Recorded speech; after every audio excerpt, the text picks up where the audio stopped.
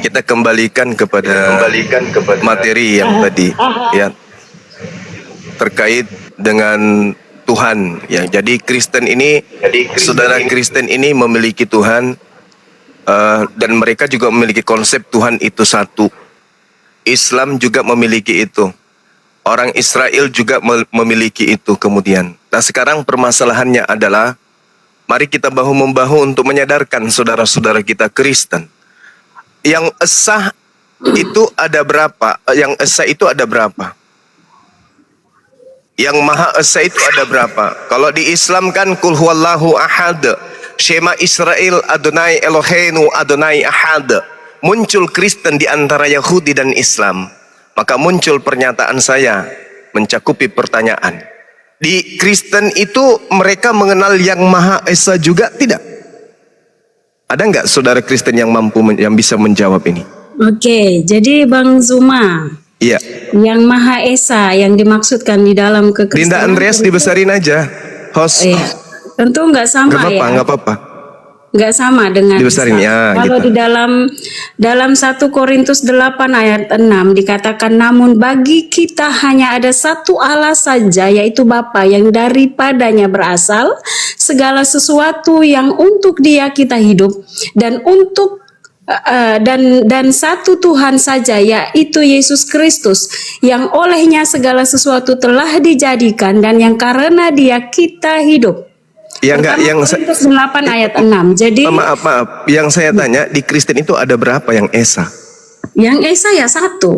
Oke, mari kita lihat. Bapa dan Anak dan Roh Kudus itu satu. Oke, baik saudara-saudara. Saudara Kristen mengatakan di Kristen pun yang esa itu satu. Itu adalah kebohongan dan cara setan menipu. Kita lihat di dalam 1 Timotius 2. Itu cara setan menipu. Mohon maaf, nanti akan saya jelaskan. Mudah-mudahan Anda punya banyak waktu. Saya akan jelaskan bahwa agama Kristen ini agama setan. Yang menyembah adalah orang kerasukan setan, yang disembah adalah setan. Saya akan buktikan. 1 Timotius 2 nomor 5. Sabar. Santai. 1 Timotius 2 nomor 5. Karena Allah itu esa, dan esa pula Dia yang menjadi pengantara antara Allah dan manusia, yaitu manusia Yesus. Ada berapa yang esa menurut Paulus? Saya tanya dulu. Yang itu tetap satu, yang namanya Isa pasti Tunggu, satu. saya ulang. Menurut Paulus, melalui bisikan makhluk yang mengaku bintang timur ini, yang esa yang ingin menyamai yang esa ini ada berapa? Ya, data satu. Ya. Oke. Nah, coba Anda lihat bagaimana Paulus menyesatkan Anda. Anda pun secara sadar mengatakan yang esa itu satu. Tapi 1 Timotius 2 nomor 5 ternyata yang esa itu ada dua.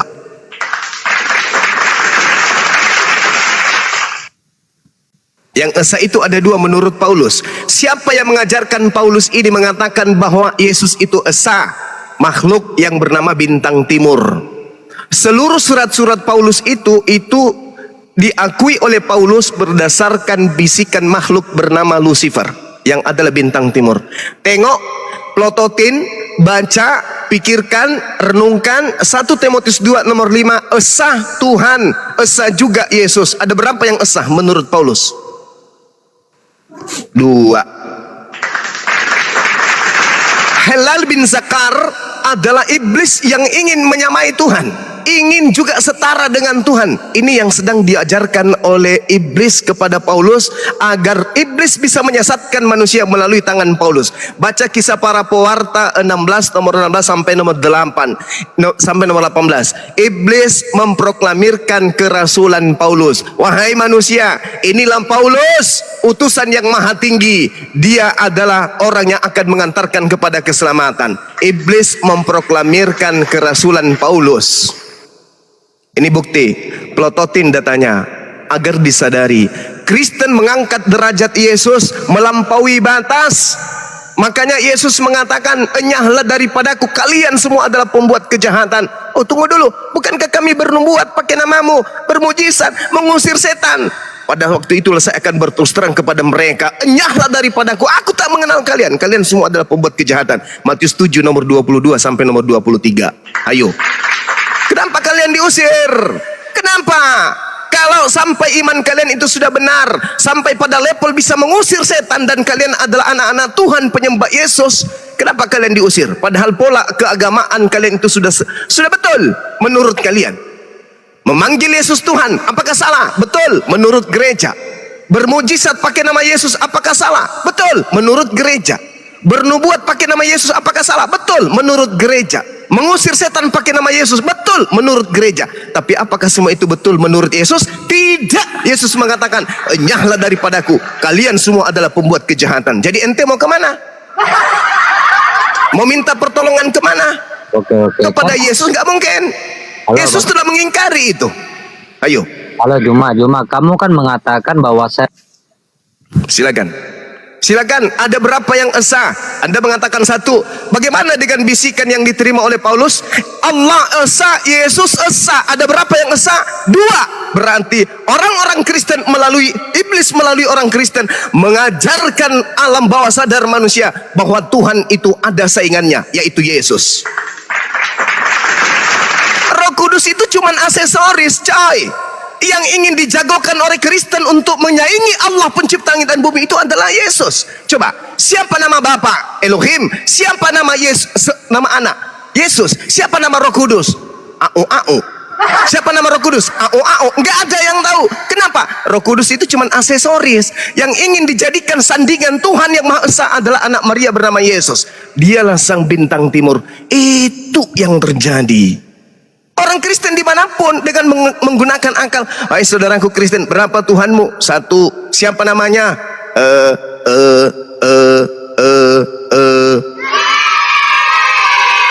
Apakah Bapa adalah Yesus? Bukan. Apakah Yesus adalah Bapa? Bukan. Tetapi dia adalah firman Bapa yang menjadi manusia. Berapa Tuhanmu? Satu. Yesus Tuhan? Ya. Bapa Tuhan? Ya. Apakah Bapa bisa menjadi Yesus? Tidak. Apakah Yesus bisa menjadi Bapa? Tidak. Lalu, apakah Bapa sama besar dengan Yesus? Tidak. Lalu, apakah Yesus sama kecil dengan Bapa? Tidak. Lalu Tuhan saya satu. Yang mana Tuhan yang satu itu? Yesus. Bapa gimana? Oh, segala kuasa dari Bapa sudah diberikan kepada Yesus. Berarti Bapa Tuhan yang Maha Tinggi pensiun. Dan yang dilantik kemudian adalah anak manusia bernama Yesus. Anda nggak sadar di sini Anda digiring oleh setan. Yaiduhum wa yumannihim wa ma yaiduhum syaitan illa gurura. Yang mereka sembah adalah setan yang durhaka. Itu fakta. Akulah Yesus, tunas Daud, sang bintang timur. Hai, Halal bin Zakar muncul di Kristen. Ayo, sampai pada akhirnya apa? Yesus tidak pernah mengajarkan dirinya bintang timur. Yesus tidak pernah mengajarkan dirinya Alfa dan Omega, akulah yang awal dan akulah yang akhir. Yesus tidak pernah mengajarkan kepadaku telah diberi kuasa di dunia maupun di langit. Tak ada itu pernah Yesus ajarkan. Tak ada. Semuanya muncul melalui pengajaran Lucifer yang datang kepada kerajaan Romawi, menyebar sampai ke Indonesia melalui penjajahan. Camkan itu baik-baik. itu kan. Jadi gini bro, kamu mengatakan panjang lebar begitu saya mau membantah, saya di mute. Ya, silakan Anda bantah. Ada berapa yang esa? Jawab. Ya, kamu diam. Sehina-hinanya nama di sisi Allah Subhanahu wa taala di hari kiamat yaitu Malikul Amal, artinya raja di segala raja. Yang tertulis dalam Wahyu 16 ayat 19. Itu tertuju kepada siapa? Yesus Kristus. Berarti Yesus Kristus ini adalah yang ditakuti oleh Allah Subhanahu wa taala. Iblis memang ini menakutkan. Iblis menakutkan, menyeramkan dan mampu menaklukkan manusia. Saya kan belum selesai ngomong, Bang. Jika emang Allah Subhanahu wa taala mu takut sama iblis atau takut sama Yesus, jangan lari ke Allah Subhanahu wa taala. Ini masalahnya di kamu ada berapa yang esa? Itu selesaikan dulu. Ada berapa yang esa? Yesus yang kami imani sebagai Nabi Isa alaihissalam tidak pernah mengajarkan dirinya sebagai Theos, tidak pernah mengajarkan dirinya sebagai inkarnasi Tuhan, tidak pernah mengajarkan dirinya sebagai firman yang menjadi manusia. Tak pernah. Bahkan Yesus tak pernah mengajarkan dirinya adalah anak Theos. Tak pernah. Tunjukkan. Yesus Kristus. Coba Tidak ada kemudian di dalam iman orang Islam itu. Bro, jangan di mute saya lah. Kita ganti-gantian diskusinya kalau enak. Mengajarkan Tuhan itu dua, itu nggak ada. Terus sama siapa? Subhanahu wa taala bersembah kepada Tuhan siapa? Allah Subhanahu wa taala. Yang nyambung. Kalau nggak nyambung saya mute tahu. Bro, Oh, jangan dimikut. Kan kita kan berdialog. Kalau Anda mencari orang-orang yang nggak tahu tentang literatur Islam, saya di Saputra bisa menegaskan bahwasanya Islam itu lebih hancur, bro. Anda membawa Roma tentang Belanda dalam 350 tahun. Belanda menjajah Nusantara. Lari kemana-mana. Lucifernya menggunakan sayap kirinya untuk manuver. Enggak, kenapa Hati-hati. Ini kita sedang berbicara sembahan. Yang kamu sembah itu iblis. Bro, Yang kamu sembah itu iblis. Allah esa. Yesus juga esa. Ada berapa yang esa? Ada satu. Satu. Yang mana yang esa yang satu itu? Allah atau Yesus? Yesus Kristus. Berarti Allah pensiun. Dari mana jalurnya Allah? Kan cuman ada satu yang esa. Iya, dari mana jalurnya Allah itu pensiun? Anda coba lihat di dalam kitab saudara diterangkan dengan sangat rinci di sana. Filipi 2 nomor 6, nomor 7, nomor 8. Dalam kesetaraannya sebagai teos, dia tidak mempertahankan keteosannya, melainkan mengosongkan dirinya dan menjadi manusia, yaitu Yesus, dan sampai mati di atas tiang salib. Itu yang pertama. Benar. Yang kedua, Matius 28 nomor 18. Kepadaku telah diberi kuasa baik di surga maupun di langit. Diberikan segala kuasa. Berarti Bapa sudah tidak memiliki kuasa karena segalanya sudah diberikan kepada manusia Yesus. Betul? Bukan. Makan Yesus. Jangan katakan bukan. Jangan mengatakan bukan. Matius 28 nomor 18. Yesus kemudian berbisik kepada muridnya. Apa yang dikatakan oleh Yesus? Wahai kau, ya kenapa? Segala kuasa baik di surga maupun di langit telah diberikan kepadaku. Berarti sudah nggak berkuasa lagi sang Bapa. Sudah dikebiri dia dan sudah disabotase kekuasaannya dengan makhluk yang bernama Lucifer. Gini cuma. Itu fakta. Itu dalil. Orang masih ngomong kayak gini, kamu udah motong. Emang parah betul, kayak hadis mulut kamu, bro. Kamu nggak malu ya kamu kayak hadis? Iya, saya malu kalau Anda menanggapi penjabaran saya dengan benar lalu di-mute. Saya malu. Ada yang kabur satu. Dikejar dulu yang satu itu. Teman-teman, host, dikejar, dinaikkan. Belum selesai. Dia masih butuh obat yang lain. Jangan dibawa, jangan kabur dulu dia. Setengah-setengah minum obat bahaya, fatal nanti. Ya. Kan Yesus Kristus kan berkata, aku dan Bapa adalah satu. Ya, itu awalnya. Tidak ada masalah itu. Di Al-Quran juga dikatakan inni ma'akum, aku bersatu dengan kalian. Al-Quran juga menyatakan itu. Tapi satu dalam hal ini adalah pengajaran, bukan hakikat. Pengajaran, bro. Dari mana pengajaran? Pengajaran, satu dengarkan. Aku tidak berkata-kata dari diriku sendiri. Yohanes 12 nomor 49. Apa yang aku katakan adalah apa yang diperintahkan oleh Bapa untuk aku katakan, aku sampaikan. Dan firman Tuhan yang datang kepadaku itu adalah hidup yang kekal. Makanya aku melakukan apa yang diperintahkan. Aku kerjakan apa yang diinstruksikan. Aku tidak pernah bergeser dari apa yang diperintahkan. Makanya di dalam Yohanes 8, coba Anda baca pelan-pelan. Nomor 16 sampai seterusnya, apa kata Yesus? Kalian menghakimi manusia, tapi aku tidak menghakimi manusia. Namun ketika aku menghakimi manusia, penghakimanku pasti benar, penghakimanku pasti adil. Sebab aku tidak seorang diri, melainkan aku berdua dengan Bapakku. Dan bukankah di dalam kitab Tauratmu dikatakan bahwa dua saksi adalah sah, dan akulah yang saksi. Yang kedua adalah Bapakku juga saksi. Aku dan Bapa adalah dua. Jelas dalilnya. Baca Yohanes 8. Oke? Ada lagi? Yang pertama ingat ya saudaraku, Tuhan itu esa.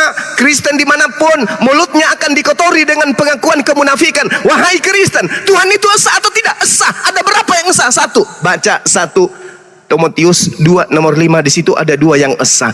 Ini indikasi yang dikatakan oleh Al-Quran. Wa makaru wa makarallahu wallahu khairul makirin. Orang-orang kafir ingin menipu Allah, ingin menipu para nabi, menipu orang-orang beriman, tapi Allah membalas tipuan mereka dengan tipuan yang jauh lebih dahsyat dari makar yang mereka buat. Wa makaru wa makarallahu wallahu khairul makirin. Akibat dari tipuan itu, maka mereka jatuh kepada tipuan yang mereka buat itu sendiri. Ya, Juma, luar biasa kan itu tertulis dalam surah An-Nisa 142 kan, orang munafik itu hendak menipu Allah tetapi Allah lah yang menipu mereka. Pertanyaannya mudah Juma, siapa yang kerok di antara dua ini?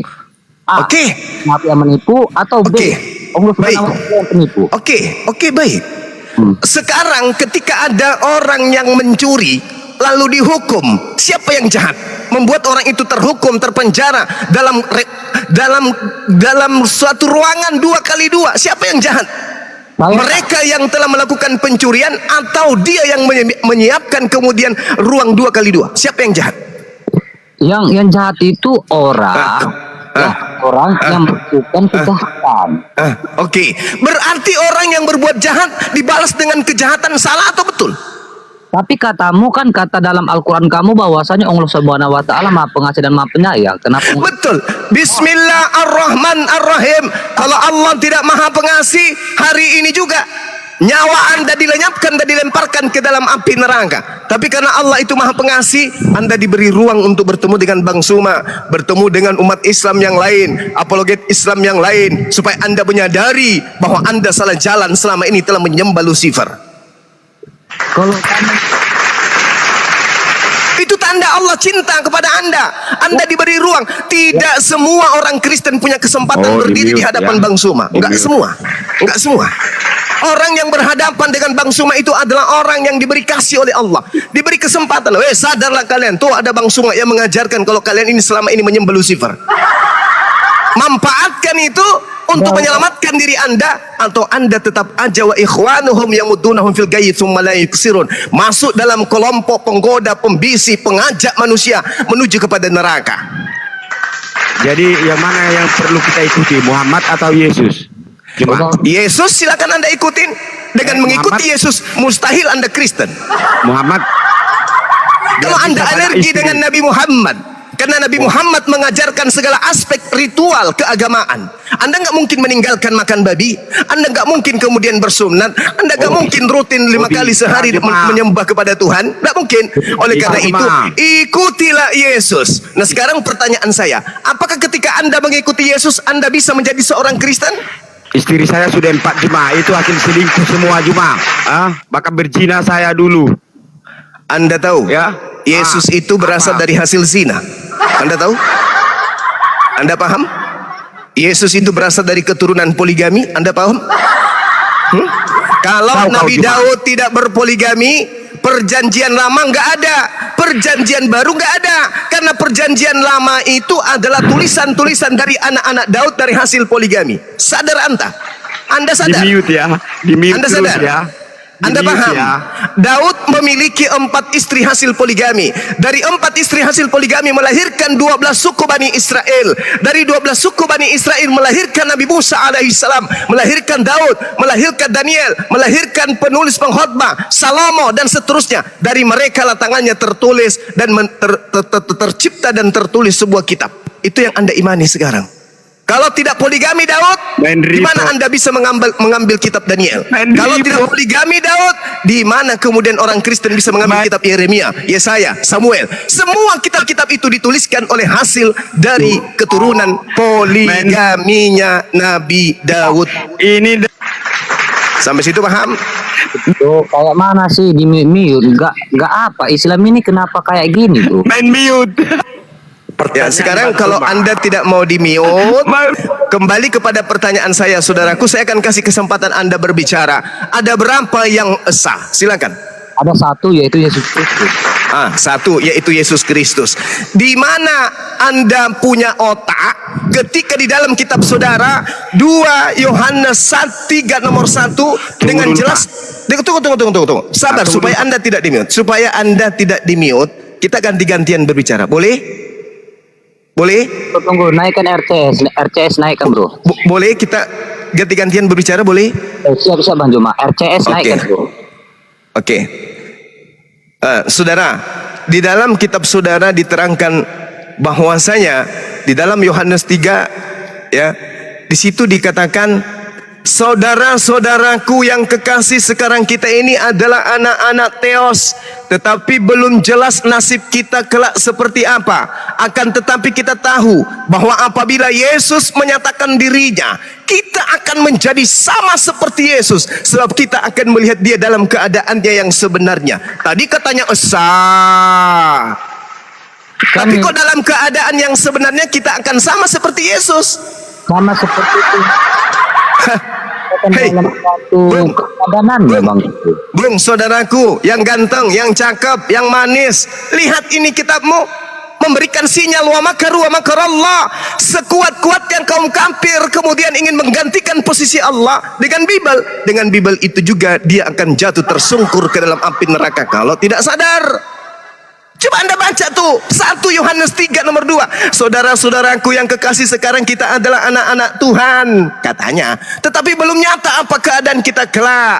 Akan tetapi kita tahu bahwa apabila Yesus menyatakan dirinya, kita akan menjadi sama seperti Yesus, sebab kita akan melihat Yesus dalam keadaannya yang sebenarnya. Tadi katanya esa, kok kita sama seperti dia?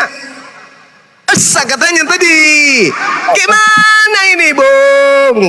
Bro, kan Ada berapa yang esa? Yesus ngerti esa enggak? Esa itu satu-satunya. Tapi kok kita akan sama seperti Yesus dalam keadaan yang sebenarnya, Cak Ayu? Gugur kan? Gugur kan? Gini bang, bentar lah. Ah. Kristus berkata, aku dan Bapa adalah satu. Ya, tidak esa dong kalau gitu. Karena bersama. Anda paham tidak kata bersama itu? Kata bersama itu adalah menggabungkan antara satu dengan yang lain. Betul?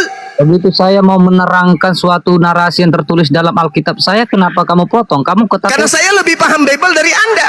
Sekarang Anda kata bersama, aku dan Bapa adalah satu. Kata bersama itu sinyalir yang kuat menyatukan antara dua pribadi atau lebih. Betul? bukan bro. Lah, kata bersama itu artinya menggabungkan sesuatu yang tadinya tidak bersama menjadi sama. Begini Bang Juma, logika Aku dan Anda bersama. Bang logik apa Bang Juma gini, apakah abang berbeda dengan tubuh abang? Ya enggak lah. Udah berarti satu kan? Nah, satu. Sekarang ketika Yesus ada di bumi, Bapak di mana? Yesus kan ada di bumi, Bapak Bapak di mana? ada di dimensi di mana aja yang tidak. Itulah yang dikatakan Al-Quran. Halo Juma, dengar Wa dulu. ma yakhda'una illa. Itu Al-Quran katakan itu. Juma dengar dulu tuh. Kan Yesus berkata kepada Filipus.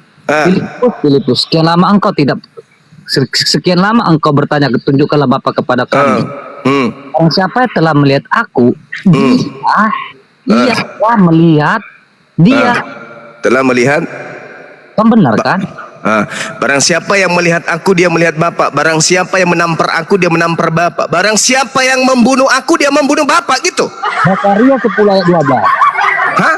Bapak pencipta alam semesta dibunuh? Konyol. Makanya kukatakan wa kanal kafiru ala rabbihi zahira. Benar ya. Orang kafir itu adalah penolong-penolong setan di dalam durhaka kepada Allah. Masakan Anda mengatakan membunuh Yesus sama dengan membunuh pencipta alam semesta? La haula wala quwata illa billah. Ya'iduhum wa yumannihim wa ma ya'iduhumus syaitan. Bang Itu yang Juma, Al-Quran katakan. Iya. Bang Juma, Gimana? Ya. abang ngomong gini, abang menguasai Bible, saya juga menguasai Al-Quran. dengan hadis Anda. Iya. Itu sama pengakuan iblis juga kayak begitu. Iblis itu suka memperlihatkan sisi kehebatannya dia. Sampai-sampai Yesus diangkat ke bumbungan bait suci. Dia katakan apa? Aku akan memperlihatkan engkau, katanya. Si iblis mengatakan, aku akan memperlihatkan engkau seluruh isi bumi, kata iblis. Tapi apa mungkin? Apa mungkin Yesus bisa melihat seluruh isi bumi dengan dia berdiri di atas bumbungan bait suci? Enggak bisa. Paling-paling matanya hanya sampai kepada pohon tomat. Enggak bisa melihat Yesus itu sampai ke Makassar sini. Enggak bisa. Tuyul. Iblis itu kayak gitu. Wahai Suma, kamu menguasai Bible, saya juga menguasai Al-Quran. Saya tampilkan huruf hijaiyah di sini, saya suruh baca kamu, apakah kamu mencret? Mencretnya lewat bawah atau lewat mulut? Ku tampilkan huruf hijaiyah, ku suruh baca, mau? Saya, kamu dengar, walaupun saya umat terjemah. Tuh, baca coba. Tuh, apa tuh bacanya tuh? Mampus kan? Ini Al-Quran, lu bilang lu kuasai Al-Quran dan hadits. Ayo, baca. Kamu Baca, dengar, baca. Kamu Baca. dengar baik. Ya, Tadi baca. saya- Yang lain diam, kita biarkan, kita diajarkan Al-Quran sama ahlinya. Silakan. Tadi saya bilang apa? Saya memahami Al-Quran dengan hadis walaupun saya itu umat terjemahan. Bagaimana Anda bisa memahami kalau membacanya aja kagak? Cahayu. Oh, dengar dulu La cara haula wala quwata illa billah. ya. Ini ditertawakan sama Adinda yang baru mualaf nih. Beliau dalam hati beliau itu, ya Allah ya Karim, syukran saya sudah keluar dari barisan orang-orang gila. Alhamdulillah sekarang saya sudah jadi waras. Gimana Anda bisa memahami sebuah kitab, membacanya aja nggak bisa? Ada orang mengaku saya mengerti ilmu kedokteran, dikasih buku kedokteran, sampulnya aja nggak bisa dibaca, itu tuyul namanya. Gimana ceritanya? Saya mengerti buku kimia, saya mengerti tentang rumus-rumusan kimia. Disuruh buka buku kimia, dibuka rumusnya, nggak bisa baca. Gimana ceritanya? Itu bullshit. Itulah iblis yang ingin menyamai, sombongnya iblis. Itulah orang-orang kafir. Bisa diam nggak? Kamu bisa diam nggak? Saya sedikit saja bro ya. Saya baru sepatah kata, dua patah kata, kamu langsung memotong saya. Ya, bahasa internasional di dunia ini itu adalah bahasa Inggris. Kalau Lalu? bahasa diterjemahkan ke dalam bahasa Indonesia akan membuat suatu arti bahasa yang seperti is dalam bahasa Inggris. Terjemahannya itu adalah. Anda ingin menyamakan kalam Allah, perkataan manusia dengan perkataan Tuhan. Beda. Perkataan Allah, perkataan pencipta alam semesta dan perkataan manusia itu jauh beda. Beda La atau gitu. haula wala quwata illa billah. Ini perkataan Tuhan kok dinilai kayak perkataan manusia. Itu di Kristen memang kayak gitu. Jadi yang duduk di lembaga kitab Indonesia itu Tuhan semua. Kenapa? Karena yang ada di Bible-nya Kristen itu firman Tuhan. Padahal itu adalah bahasa manusia terjemahan. Al-Quran, Bung, asal Anda tahu, terjemahan Al-Quran itu bukan Al-Quran. Pahami itu dulu. Terjemahan Al-Quran bukan Al-Quran. Itu kalau Al-Quran itu adalah teks original ya. Terjemahan itu bukan Al-Quran, saya tahu. Nah, sekarang terjemahan yang ada di kitabmu cuma terjemahan itu firman Tuhan atau bukan? Itu firman Tuhan. Iya. Berarti Anda mempertuhankan orang-orang yang ada di lai. Halo. Segala Tuhan telah diilhamkan oleh Elohim itu sendiri. Kata siapa? Ya kata Tuhan. Jadi Kata Tuhan lagi. Tuhan lagi yang dibawa. Sedikit-sedikit Tuhan. Semuanya dituhankan. Artinya Tuhan yang asli sudah pensiun. Mensabotase, ini pekerjaan malaikat-malaikat Lucifer. Menggantikan posisi Tuhan dengan yang bukan Tuhan. Nah, itulah dia. berbeda ranah cuma dalam surah Al-A'raf Allah Subhanahu wa taala itu penyesat. Mau kubacakan ayatnya, Anda mengatakan Allah itu penyesat. Iya, surah 16 itu kan tertulis iblis berjawab karena engkau telah menyesatkan aku. Aku kan diam dulu. Karena engkau kata engkau ini kan adalah tertuju kepada Allah. Karena engkau Allah telah menyesatkan aku. Aku ini adalah iblis, ya. Pasti aku iblis ya. Kata aku ini adalah iblis menyesatkan mereka dari jalanmu. Jalanmu ini adalah Allah, jalanmu adalah Allah yang lurus. Pertanyaan kedua, siapakah yang menyesatkan iblis? Oke. Saya jawab, Anda diam. Allah Subhanahu wa taala menjelaskan di dalam Al-Qur'anul Karim. Fa iza sawaituhu wa nafakhtu fihi min ruhi faqa'u lahu sajidin. Kemudian apabila telah aku sempurnakan kejadian Adam dan aku tiupkan ruh ciptaanku kepadanya, maka tunduklah kalian dengan bersujud menghormat kepadanya. Fasajadal malaikatu kulluhum ajma'un. Lalu para malaikat bersujud semuanya kepada Adam, illa iblis, kecuali iblis. wastakbara wa kana minal kafirin. Dia iblis menyombongkan diri dan termasuk golongan yang kafir. Qala ya iblis, ma mana'aka an tasjuda lima khalaqtu biyada. Kata Allah. Tolong ditegur kalau saya salah baca ayat. Allah berfirman, wahai iblis, apakah yang menghalangi kamu sujud menghormat kepada Adam yang telah aku ciptakan dengan kekuasaanku? Apakah kamu menyombongkan diri atau kamu merasa termasuk golongan yang lebih tinggi? Apa kata iblis? Ana khairum minhu, aku lebih baik daripadanya. Halaqtani, karena engkau ciptakan aku, minar, dari api. Wa khalaqtahu, sedangkan dia kau ciptakan dari mintin, dari tanah. Iblis sendiri kok yang sombong, bukan Allah yang membuat dia sombong. Malah ditanya, wahai iblis, ya iblis, ma mana'aka an tasjuda lima khalaqtu biyadah. Apa yang membuatmu wahai iblis, apa yang menghalangimu untuk menghormat kepada Adam yang telah aku ciptakan sesuai dengan perintahku? Apa kata iblis? Ana khairum minhu, saya lebih baik dari dia. Aku dari api, dia dari tanah. Masa kau suruh saya hormat sama dia? Lalu Allah mengatakan, Fakhruj minha, keluarlah kau dari surga. Fa innaka rajim, sesungguhnya kamu adalah makhluk yang terkutuk. Nah, lalu iblis mengatakan apa? Rabbi fa'anzirni ila yaumi yub'atsun. Wahai Tuhanku, kata iblis, tangguhkan aku sampai hari mereka dibangkitkan kembali. Fa innaka minal munsarin. Allah menjawab, maka sesungguhnya kamu termasuk golongan yang diberi penangguhan usia yang panjang sampai hari kiamat, ila yaumil waqtil maklum, sampai hari kiamat. Iblis kemudian menjawab apa?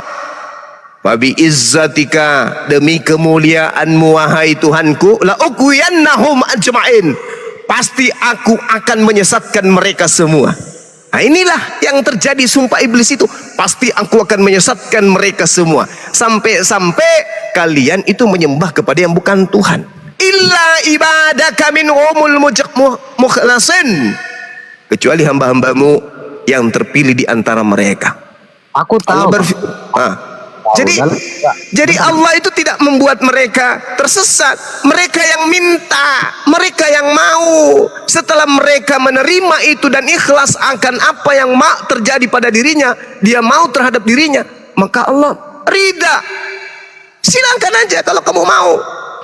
Udah Bang Juma? Udah. Aku udah membaca dalam surah sapi betina,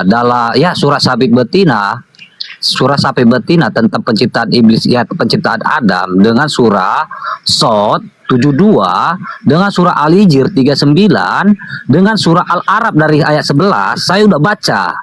Kamu ditertawakan umat Islam. Kamu itu merasai Al-Quran dengan rasa terjemahan yang kamu maknai dengan otakmu sendiri. Kamu ditertawakan. Diam dulu lah. Kamu diam, kan kamu tadi ngomong saya kan mute, gak ada motong kamu loh. Saya sudah membaca 4 surah yang seperti kodok tentang penciptaan Adam ini ya. Saya udah baca. Dalam narasi yang 4 surah ini tidak ada bahwasanya iblis disuruh untuk bersujud kepada Adam, tidak ada. Saya hanya bertanya kepada kamu Juma, dalam Al-Arab ayat 16, ya, siapakah yang menyesatkan iblis ini? Jawab. Saudara, iblis, dengar. Anda membahas iblis yang sudah ada di bumi. Anda lupa tadi yang kubahas itu adalah iblis ketika masih di jannah.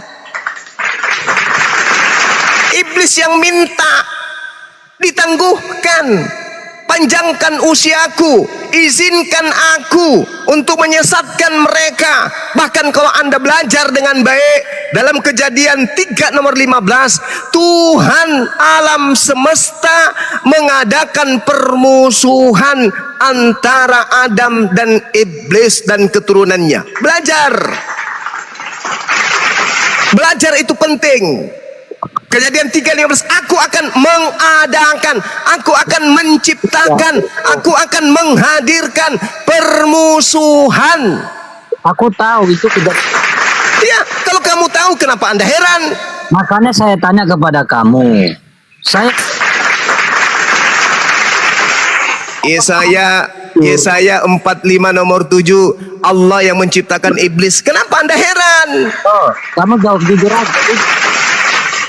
Kamu jawab jujur. Saya sudah 4 baca ya. Udah tadi 4 surah saya. Jangan ajarin saya Quran, tak ajarin kamu Bible. Bible aja tak ajarin samamu.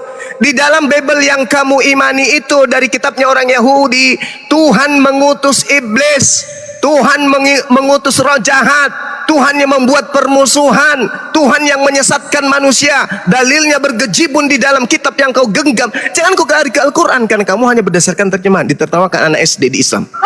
Jangan.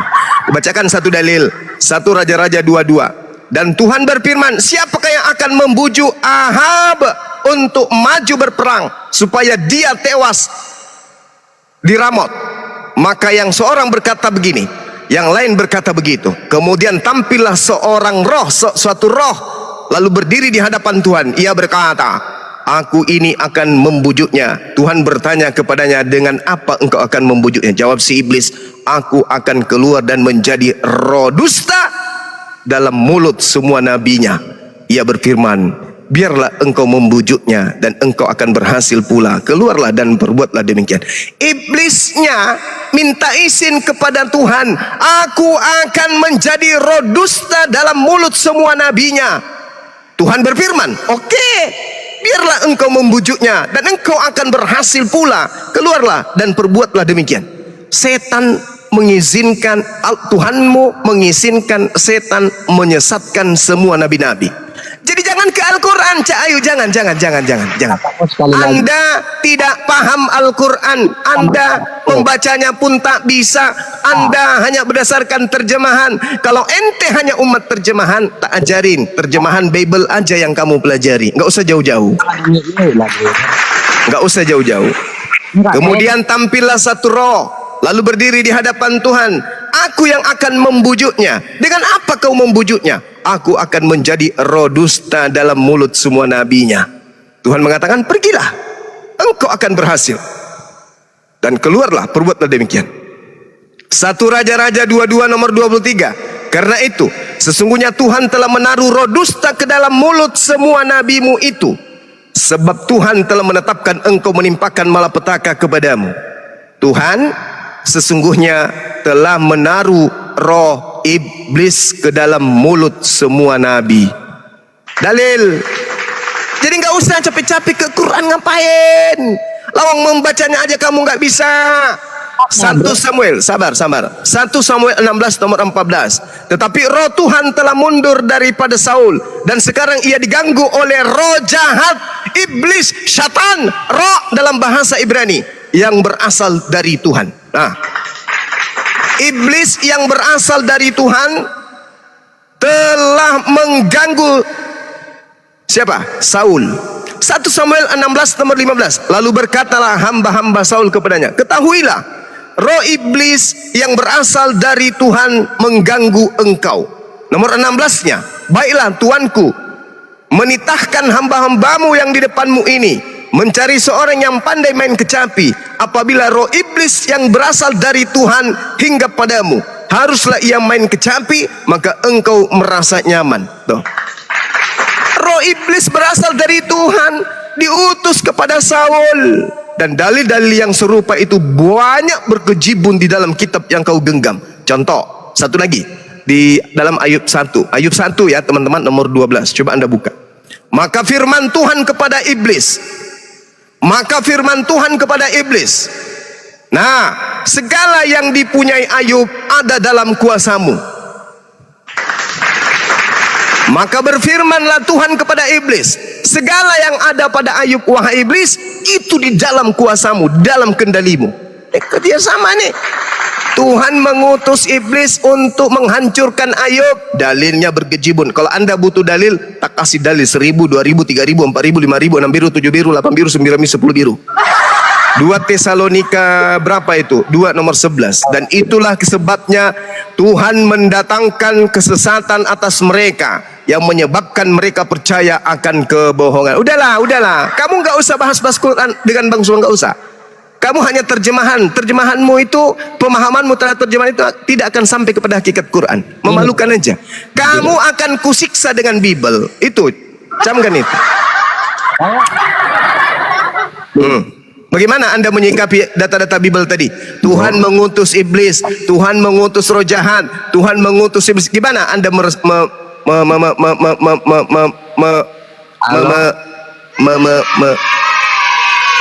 apa sih? Menjawab. Jadi Silakan. kamu Ya, silakan. Nah, Silakan. jawaban Silakan. jawaban kamu nggak ada ya dalam surah Al-A'raf ya? Al-Quran tadi saya sudah membacakan panjang lebar loh. Iblis itu sudah sesat dari sononya. Allah sudah mengatakan bahwasanya kenapa kamu tidak mau sujud penghormat? Ana khairum minhu, sebab aku iblis lebih hebat daripada Adam. Sudah ku jawab. Iblis yang mau, bukan Allah yang mau. Malah Allah memberikan perintah, wa iskal rabbuka lil malaikati inni ja'ilun fil ardi khalifah qalu ataj'alu fiha may yufsidu fiha wa yasfikud dima wa nahnu nusabbihu bihamdika wa nukaddisu lak qala inni a'lamu ma la ta'lamun. Ayat selanjutnya, illa iblis, kecuali iblis. Iblis tidak mau menuruti perintah Tuhan. Di sanalah awalnya kemudian kejatuhan iblis. Itu surah Al-A'raf ayat 11 bro yang kamu katakan. Al-A'raf itu keadaan di bumi. Saya sedang menceritakan keadaan di surga, di jannah, di Eden. Coba kamu baca surah Al-A'raf. Jangan ajarin saya. Ya udah kamu baca surah Al-A'raf ayat 11. Jangan ajarin saya. Tadi ku bacakan dalil-dalil Bible, kamu nggak paham? Hah? La khala wa la quwata illa billah. Oten. Begitu susahnya kamu keluar dari cengkraman iblis. Maaf ya teman-teman, tadi tema awalnya itu ada berapa yang esa? 1. Dibacakan dalilnya ternyata ada 2 yang esa. Mampus gak tuh? Mampus. Bagi orang yang berakal sehat, bagi orang yang menggunakan nalar, bagi orang yang hidupnya punya rasio yang hebat, mereka akan meninggalkan angan-angan kosong. Bagaimana mungkin Allah esa, Yesus juga esa? Di dalil yang baik yang lain, 1 Yohanes 3 nomor 2, ternyata Yesus tidak esa. Yesus akan menampakkan dirinya dalam keadaan yang sebenarnya, dan kita akan sama seperti Yesus. Esa, katanya esa. Faktanya dia sama seperti manusia. Osa kayak gitu. Ya, jadi saudara-saudara, apa yang kami lakukan di sini itu bukan untuk menghujat, menista, enggak. Semata-mata untuk merangsang agar karat yang ada di kepala itu bisa kemudian melunak. Karatnya bisa kita gugurkan, kita hancurkan, sehingga otak-otak saudara itu bisa berfungsi dengan baik. Hati Anda itu tercengkeram dan kemudian tergadai oleh syaitan. Dengan keadaan seperti ini, berhadapan kita di komal seperti ini, kita berharap supaya saudara-saudara itu bisa kalbunya itu lembut menerima kebenaran. Kalbunya itu bisa kemudian mendapatkan cahaya kebenaran. Bagaimana mungkin Anda mengatakan bahwa Tuhan dikudeta? Kepada aku telah diberi kuasa, segala kuasa yang ada di langit. Berarti Tuhan yang asli gimana? Mana kuasanya? Tidak ada lagi. Karena kenapa? Segala kuasa sudah diberikan. Gak ada yang tersisa. Andai kan dia mengatakan setengah dari kuasa yang lain bumi aku diri. Ini segala kuasa bro. Segala kuasa berarti Tuhan dikudeta. Ini yang tercantum di dalam Yesaya 14 nomor 12 sampai nomor 15. Sang bintang timur naik ke awan-awan, ingin membangun tahtanya untuk menyamai yang maha tinggi. Tapi apa kata Yesaya 14? Tapi sebaliknya, kamu dilemparkan ke dunia orang mati, lemparkan ke bumi sampai kepada dunia orang mati. Berarti memang ketika Yesus mengatakan dalam Markus 10 nomor 18, aku Yesus melihat iblis jatuh seperti kela dari langit ke bumi. Apa tuh? Begitu saudara-saudara. Haleluya. Oke, dilanjut dulu, saya minum kopi dulu ya teman-teman. Silakan. Masya Allah. Terima kasih. abangku. Ya, RCS. Shalom. Salam. Apa kabar Bang Dagu? Baik. Silakan RCS. lanjut. Selamat Iya, malam. Marsiang. Iya. Mungkin ada sanggahan Lucifer, silakan. Tentunya Anda tadi mendengarkan begitu panjang dalil-dalil yang disampaikan Iya. oleh Bang Suma. Silakan. Ada berapa Iya. Ian Esa di dalam Bible Anda? Silakan. Sebentar ya Bang ya. Aku naik karena dengar-dengar Bang Juma itu cerdas gitu loh. Jadi Memang. tentang topik yang tadi aku hanya dengar sebagian-sebagian. Bagiku itu hanya ada Sema Israel. Sang pencipta tuh satu doang. Itu aja Bang. Tapi Anda Kristen ya? Kristen aja ya. Iya dong Kristen. Cuma aku mau nanya Bang Juma, kalau Bang Jumanya tidak capek kan gitu. Tapi Anda Kristen kan? Aku Kristen, aku mantap. pengikut Kristen, Tuhan Yesus. iya. Pengikut Yesus. Pentuhan Yesus atau pengikut? Pengikut Tuhan Yesus Abang. Kalau pengikut Tuhan Yesus pasti masuk Islam, Bang. Mana mukmin gimana sih Abang ini? Silakan Pak. Ini Bang Andreas ini dalam bulan ini dia akalnya sehat, menjadi pengikut sesungguh-sungguhnya pengikut Yesus, sehingga dia memuliakan Yesus. Nah, Anda Begitu ini kan ya? belum berfungsi, makanya nantinya di sini Abang ya pasang telinga. Supaya apa? Karena di sini kita lagi membuka bengkel akal. Silakan. Ya, Bang Andreas itu dulu Pertanyaannya Bang Suma tadi, ada berapa Ian Esa di dalam Bible? aku udah jawab Bang, cuma satu. Hah? Cuma satu. Ini Cuma LAI satu. salah nulis atau saya yang salah baca, Pak? LAI terjemahannya itu tidak presisi, titik. Oh, tidak benar ya? Tidak presisi. Jadi yang presisi yang mana? Tiga Ya tempat. harus lihat original teks. Ya Bang. silakan dibuka original teksnya. Kalau yang enak host baru presisi itu maksudnya. Oh iya, boleh juga nih. Ini Alfian Bang Benny belum udah bikin aku emosi nih. Nanti tak buat emosi lagi. Gampang itu. Nanti Pak Denny ngambek lagi sama saya. Benny diem Ben, kalian tidak paham.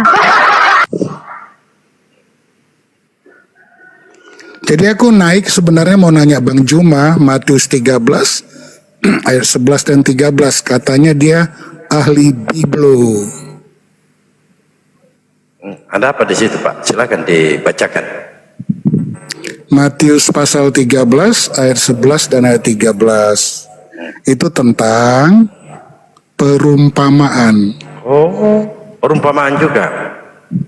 Iya, aku mau nanya Bang Juma sih. Yang Silakan, katanya Pak. ahli Abang Biblo. cuma mungkin lagi ngopi dia. Iya, makanya aku bilang tadi kalau dia tidak capek. Kalau masih capek Enggak enggak apa-apa. ada, enggak ada capek. Ya, kalau masih capek silakan lanjut dengan yang lain. Kagak, beliau itu Bang Suma. Nah itu burungnya bunyi.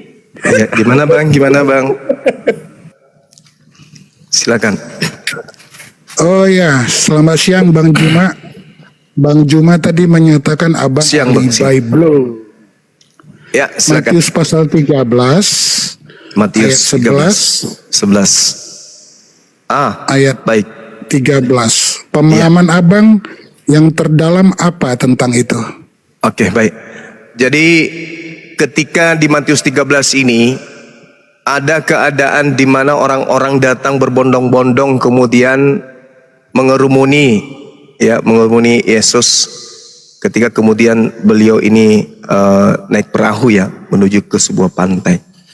Nah, lalu di data Matius 13 itu, di situ ada perkataan Yesus, kepadamu diberi karunia untuk mengetahui rahasia kerajaan surga, tetapi kepada mereka tidak.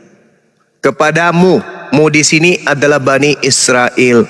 Sayangnya orang-orang yang diberi rahasia tentang kerajaan surga tidak menjadi Kristen. Mereka mati dalam keadaan Yudaism. Itu yang sangat disayangkan, Pak. Kata Yesus sebelumnya, siapa yang bertelinga hendaklah ia mendengarkan.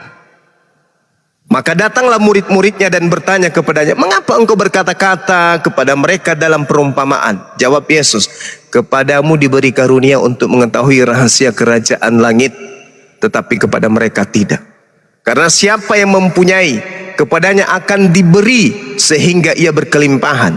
Tapi siapa yang tidak mempunyai, apapun juga yang ada padanya akan diambil daripadanya. Itulah sebabnya aku berkata-kata dalam perumpamaan kepada mereka. Karena sekalipun mereka melihat, mereka tidak melihat. Sekalipun mereka mendengar, mereka tidak mendengar dan tidak mengerti. Summum bukmun umyum fahum la yarji'un. Al-Quran juga menarasikan hal yang sama. Kenapa? Orang-orang Yahudi, Pak, ketika Nabi Musa datang kepada mereka, Nabi Musa tidak bercerita hanya masalah dunia. Nabi Musa tidak hanya bercerita tentang tanah Kanaan. Nabi Musa tidak hanya bercerita tentang tanah perjanjian, tidak.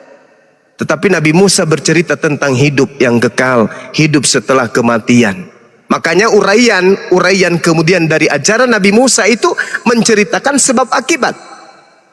Terkutuklah, selamatlah, mendapat hiduplah, matilah. Itulah yang Yesus katakan. Makanya terangkum di data nomor 23 berikutnya. Apa yang dikatakan oleh Yesus? Orang-orang Yahudi ahli Taurat telah menduduki kursi Musa. Mereka tahu, mereka ngerti, mereka tahu Musa datang untuk memberi jalan keselamatan. Musa sebagai juru selamat bagi mereka. Mereka tahu.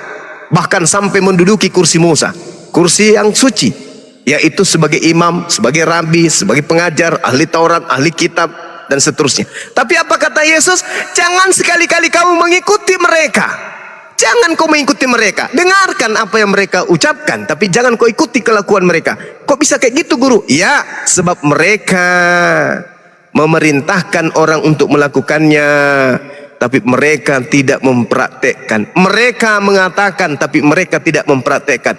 Itu tidak ada bedanya Kristen hari ini. Gak ada bedanya. Jadi kesimpulannya sebelum saudara tanggapi gini.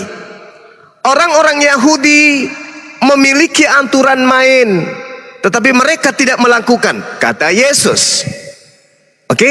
Tapi orang-orang Kristen, mereka tidak punya aturan, tetapi mereka melakukan. Saya ulang lagi. Orang-orang Yahudi pada masa itu memiliki aturan dari Nabi Musa, tapi mereka tidak mempraktekkan. Hari ini orang Kristen mempraktekkan, tapi itu tidak ada aturannya. Contoh, ke gereja, menyembah Yesus, makan babi, Natalan, pesta akhir tahun, apalagi memperingati kenaikan Yesus, kematian Yesus. Itu tak ada aturan mainnya, tapi mereka praktekkan.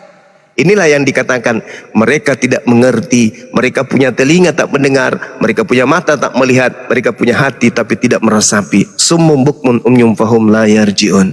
Orang-orang Kristen ini tidaklah bersunat hati. Jadi kalau saudara bertanya tentang apa yang terkandung di dalam Matius 13 nomor 11, kepadamu diberi karunia untuk mengetahui rahasia kerajaan langit, tetapi kepada mereka tidak. Nah, mari saya buktikan kalau Anda pun tidak.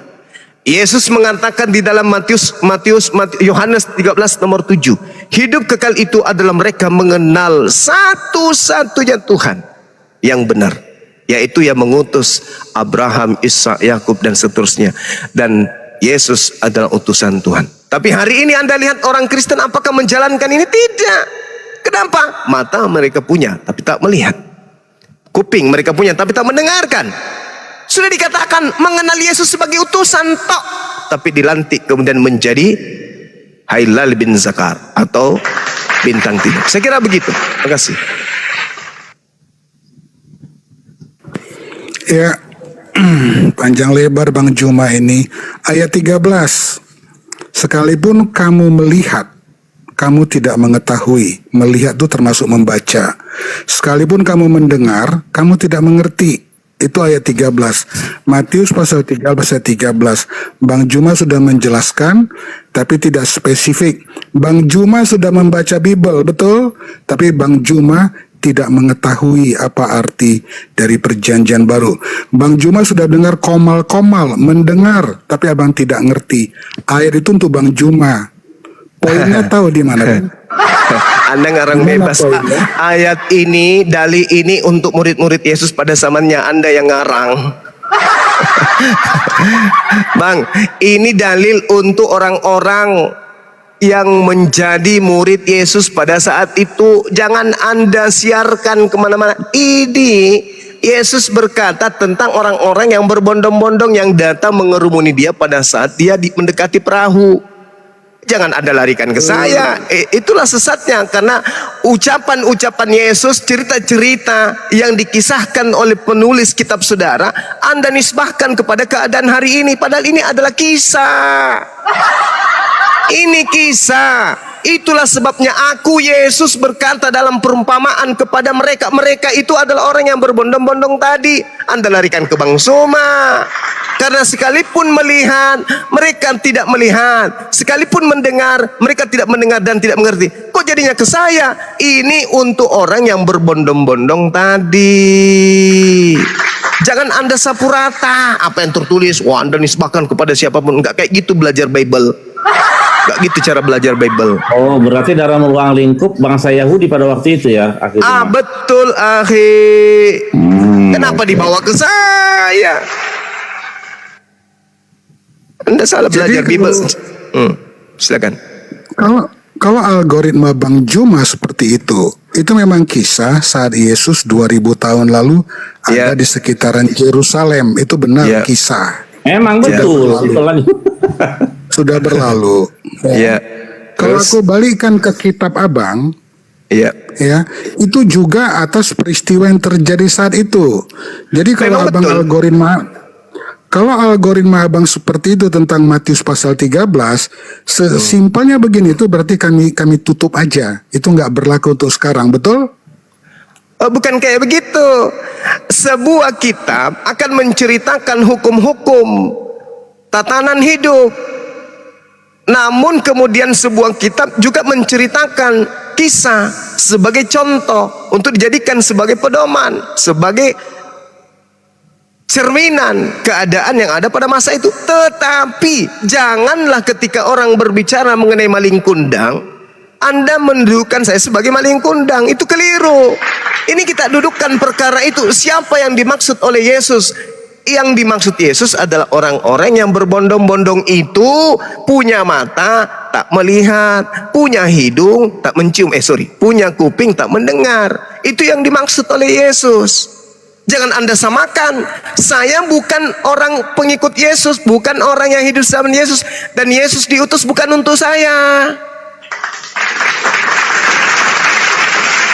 Kecuali Yesus menuding orang-orang di luar daripada kehidupan dia sebagai Bani Israel, dan itu dijadikan sebagai panduan untuk semua manusia. Oke, Bang Juma lupa Matius pasal 28 ayat 19 sampai 21. Kenapa sampai 21? Emang ada? Emang ada 21-nya, Bang? Enggak ada. Ya, kalau ini sampai 20. Enggak ada 21. Sorry kalau aku terus yang Kristen yang mana ini? ya. Ini loh. Kadang-kadang aku salah karena kitab kami terdiri dari 31.403 butir. Beda dengan kitab kalian hanya 6.660 gitu. Jadi harap maklum. Matius pasal 28 ayat 19 atau 20. Ajarlah mereka Jadikanlah seluruh bangsa muridku dan ajarlah mereka apa yang kau ajarkan padamu, termasuk Matius pasal 13, Bang Juma. Oke, Bang sekarang Juma di situ. Yang kedua, ketika aku berusaha mengkaitkan dengan kitab Abang mengeluarkan statement menjadi pedoman, betul? ya, Ya udah sama dengan Matius pasal 13. Menjadi Ya, pedoman bagi manusia sekarang. sekarang permasalahannya di Anda itu berat. Pertama, Anda membawa Matius 28. Kalau Anda menuding itu perkataan Yesus, boleh dong saya minta mana mata rantai sanadnya. Mata rantai sanad itu mata rantai penyampaian. Dari Yesus ke A, ke B, ke C, ke D, ke F, sampai kepada Anda. Boleh nggak saya minta itu? Matius 28 itu hanya sampai pada data nomor 15. Berita yang harus tersiar sampai hari ini adalah berita tentang tentara upahan menerima amplop, menerima upah. Titik, gak ada lagi cerita. Data 16 sampai nomor 20 itu pesan gereja aja supaya orang-orang mengajarkan Kristen kepada seluruh dunia agar banyak orang yang terjerat membayar perpuluhan. Itu aja. Itu penambahan. Mau bukti? Mau bukti penambahan? Baca nomor 20-nya. Dan ajarlah mereka melakukan segala sesuatu yang telah kuperintahkan kepadamu. Nah, mari kita uji. Mana perintah Yesus agar orang ibadah pada hari Minggu? Mana? Tunjukkan. Gak ada. Mana perintah Yesus agar orang membatalkan hukum Taurat? Mana? Nggak ada. Mana perintah Yesus agar orang makan babi? Gak ada. Perintah Yesus untuk tidak bersunat, gak ada. Perintah Yesus untuk mendudukkan Yesus, menggantikan yang maha tinggi, mana? Gak ada. Jadi Anda kebablasan kalau membawa data itu. Itu yang pertama. Yang kedua, ilmu apa yang Anda ingin pakai untuk merubah kemudian konsep yang Yesus ajarkan kepada pengikutnya? Matius 15 nomor 24. Aku diutus hanya kepada domba yang sesat. Bukan kepada semua domba. Aku diutus hanya kepada domba yang sesat. Berarti Bani Israel yang tersesat. Hanya kepada Bani Israel yang tersesat aja Yesus diutus, bukan kepada semua Bani Israel. Camkan itu berdasarkan Matius 15 nomor 28. Ingat, ketika Yesus mengatakan aku diutus hanya kepada domba-domba yang sesat dari umat Israel, Matius 10 nomor 5 nomor 6, Yesus berpesan kepada ke-12 muridnya agar jangan ke bangsa lain, melainkan datanglah kepada umatku Bani Israel saja yang sesat. Yang kedua. Yang ketiga, mari kita buktikan. Andai saja Kristen yang ada di Indonesia hari ini berhadapan langsung dengan Yesus, orang-orang Kristen, pendeta-pendeta yang sudah banyak duit, yang besar perutnya, hartanya melimpah, datang kepada Yesus. Kira-kira Yesus memanggilnya domba atau memanggilnya asu? Ini dulu poinnya. Kenapa demikian? Coba Anda baca di Matius 15 yang saya katakan tadi. Ada seorang wanita non-Yahudi berbicara langsung kepada Yesus, beriman pula kepada Yesus, tunduk kepada Yesus, mengakui kenabian Yesus, mengakui kerasulan Yesus. Apa kata Yesus? Usir dia dari sini. Dari tadi dia teriak. Tapi wanita itu mengatakan apa? Tuhan, bantu aku, tolong aku, kasihanilah aku. Kata Yesus apa? Tidak layak, tidak pantas roti yang disediakan untuk anak-anak diberikan kepada anjing. Coba bayangkan. Waduh, serem amat. Coba bayangkan. Iya, akhi. Lalu wanita itu mengatakan apa? Betul, Yesus. Tapi bukankah anjing makan sampah yang jatuh dari meja tuannya? Kaget Yesus. Wow, keren, luar biasa. Besar imanmu, ibu. Jadilah seperti apa yang engkau inginkan. Jadi apa? Jadi anjing. Apa yang terjadi? Anaknya sembuh. Yesus tolong please. Apa? Sembuhkan anakku please. Aku diutus hanya kepada domba yang sesat. Tidak layak makanan. Makanan di sini maksudnya Yesus. Tidak layak Yesus yang disediakan untuk anak-anak di sini Bani Yakub. Tidak layak Yesus yang disediakan untuk anak-anak Yakub diberikan kepada non Yakub, anjing, asu. Apa kata non Yakub ini? Abdi katakan apa? Betul Tuhan. Tapi bukankah Bukankah sampah remah-remah yang jatuh dari meja tuannya Bani Israel itu pantas dimakan oleh asu? Kata Yesus, besar imanmu ibu, jadilah seperti apa yang engkau inginkan. Apa yang terjadi? Apakah ibu itu menjadi Bani Israel? Tidak. Apakah ibu itu seketika menjadi domba? Tidak. Tetap saja dia menjadi anjing. Dan anaknya sembuh. Itu apatah lagi ente, apatah lagi pendeta ente, apatah lagi pastor ente ketemu dengan Yesus dikasih tendangan putar tanpa balasan. Apa buktinya? Matius 7 nomor 22 nomor 23. Pada hari terakhir nanti banyak orang berkata kepadaku, Tuhan, Tuhan, Tuhan, bukankah kami telah bernubuat, bermujizat, mengusir setan demi namamu? Apa kata Yesus? Enyahlah daripadaku, kalian semua adalah pembuat kejahatan. Sungguh aku tidak mengenal kalian. Kalian adalah semua pembuat kejahatan. Kalian diusir. Apa kata Yesus? Waspadalah kepada nabi-nabi palsu yang datang menyamar seperti Bani Israel, tapi sesungguhnya mereka adalah Bani non-Israel. Menyamar seperti domba, tapi mereka bukan domba, melainkan serigala yang buas.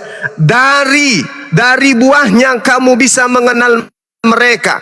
Bukan setiap orang yang memanggil aku Tuhan akan masuk ke dalam kerajaan langit, melainkan dia yang melakukan kehendak Elohim, kehendak Bapakku yang ada di langit, yang ada di surga. Itu kata Yesus.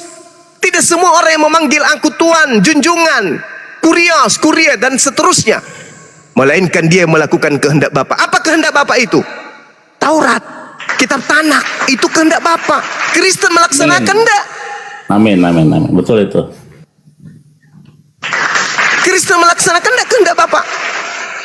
Tidak sama sekali. Kehendak Bapa direvisi, direvisi, dirubah-rubah, ditambah, dikurangi untuk mengikuti selera perjanjian baru. Itu yang terjadi. Dan apakah mereka gunakan?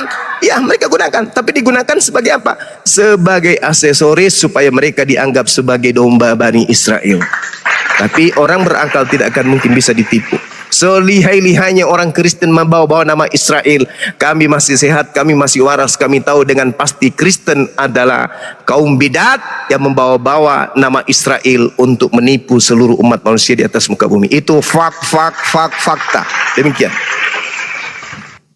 Iya, keren ini karangan Bang Juma mengutip beberapa ayat dari 31.403 butir. Sementara ayat lain diabaikan, diperkosa. Di dalam perjanjian lama sudah tertulis nubuatan bahwa JHVH Yahweh akan mengadakan perjanjian yang baru karena perjanjian yang lama telah dikhianati. Lalu di dalam kitab Injil Yesus juga berkata, padaku ada domba-domba lain. Yang ketiga, Yesus pelayanannya 3,5 tahun timelinenya. Ketika dia berbicara seperti itu dengan perempuan Samaria tadi, itu hanya salah satu kisah. Ya, masih ada kisah lain tentang pelayanan Yesus yang ditutup di Matius pasal 28. Ajarkanlah seluruh bangsa menjadi muridku, yang tadi katanya bisa kita debatkan di dalam manuskrip. Yang Bang Juma bilang tadi itu tambahan peraturan gereja. Nggak ada itu. Jadi kesimpulannya, Bang Juma ahli Bible dengan algoritma C3, copot, comot, cocokin sesuai dengan karangan yang abang mau buat. Tapi abang mengabaikan yang kusebut tadi dari perjanjian lama, ucapan Yesus ada domba lain padaku, dan Matius 28. Gimana abang ahli Bible bisa ngomong gitu? Abang abaikan, abang pilih yang cocok, abang karang, begitu? Oke. Saya jawab ya, ada 3 poin. Mudah-mudahan saya ingat. Diingatkan saya nanti Bang Handi. Yang pertama terkait domba, Yohanes 10 nomor 16. Masih ada lagi domba lain di luar kandang. Kandang dalam bahasa Yunani disebutkan apa situ? Aule. Aule itu maksudnya pelataran Yerusalem.